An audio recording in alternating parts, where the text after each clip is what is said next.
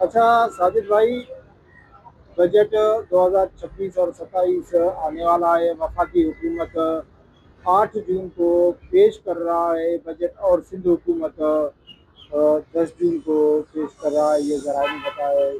क्या समझते हो इस बजट में जो पाकिस्तानी अवाम है उनको कोई रिलीफ दिया जाएगा, महंगाई में कोई कमी आएगी, और इसके साथ साथ जो हमारे चीज़ें हैं पाकिस्तान के अंदर इस वक्त मुख्तलिफ जो चीज़ें हैं उसमें कुछ कमी आएगी, तो क्या कहेंगे आप इस बारे में?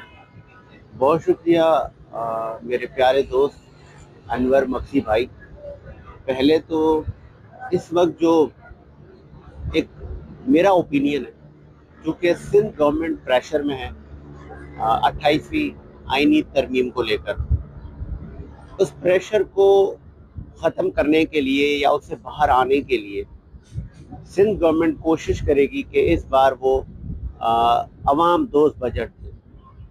तो सिंध गवर्नमेंट से मुझे बड़ी उम्मीद है, और उनको करना पड़ेगा। उनको सिंध दोस्त बजट देना पड़ेगा। मुतादिद चीज़ों में वो सब्सिडी देंगे, आप देखेंगे, और ऐसा बजट देंगे कि शायद मैं नहीं समझता कि माजी में इस तरह का बजट दिया गया हो, जिसमें सैलरीज भी बढ़ेंगी गवर्नमेंट एम्प्लॉयज़ की। और सिंध हुकूमत का तो ये रहा है कि वो हमेशा जो है गवर्नमेंट के जो एम्प्लॉयज़ हैं, चाहे वो ग्रेड 4 से 16 तक क्यों ना हो, उनकी वो सैलरियाँ बढ़ाती है, चाहे वो 20% हो। इस बार सुनने में ये आ रहा है, ज़राए बता रहे हैं कि 25 से 30% तनख्वाहें भी बढ़ेंगी। और जो प्लॉट्स और जो अवामी स्कीम्स हैं, जिस तरह पिंक स्कूटी और इस तरह की स्कीमें भी दी जाएंगी।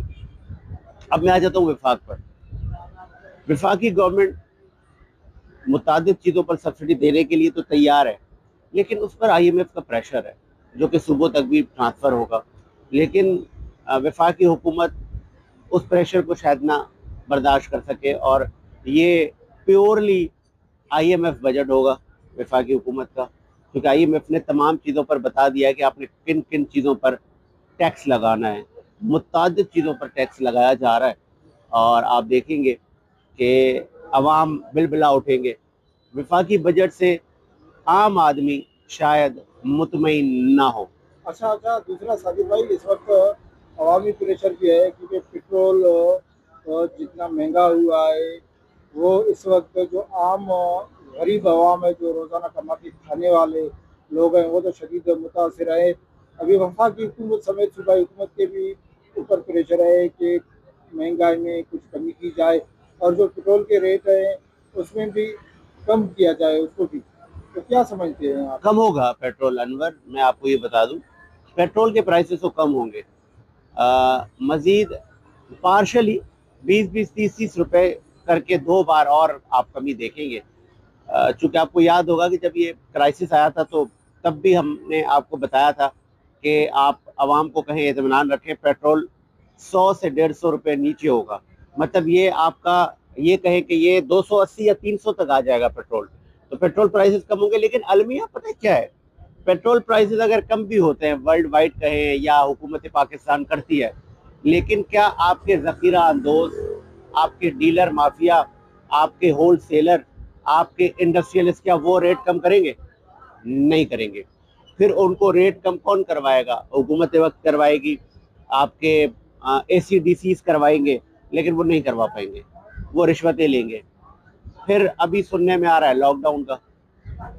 अब अगर फिर ऐसी सूरत हाल में आप फिर मार्केटें और किफ़ायतकारी मुहिम का आगाज करते हैं, तो आम आदमी मुतासर नहीं हुआ अनवर भाई। मैं आपके वर्ड से इत्तेफाक नहीं करता।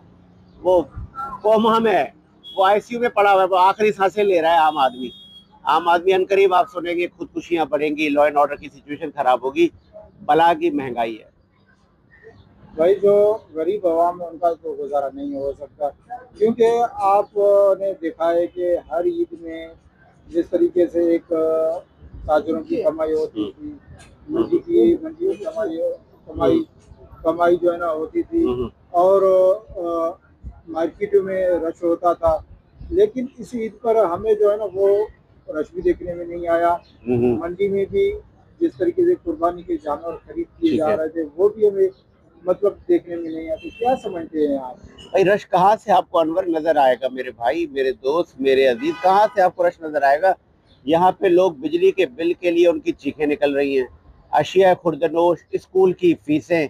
अब एक आम आदमी कुर्बानी कहाँ से करे? और फिर आपने जानवरों के रेट देखे कि एक आम आदमी एक बकरा ज़िबा करता था जो कि उसको 40-50 हज़ार रुपए में मिल जाता था, अब वो जी 1 लाख का हो गया है। जो 1 लाख का जानवर था वो 3 लाख का हो गया है। तो महंगाई का तो ये आलम है। तो क्या कहेंगे? तो अब ये है कि भाई दुआ ही करें, मैं भी हाथ उठा के दुआ कर रहा हूँ, आप भी दुआ करें, इस आवाम को कोई मसीहा मिल जाए, आवाम की ये सारे गम गुस्सा ये छुटकारा मिल जाए, नौजवानों को रिलीफ मिल जाए।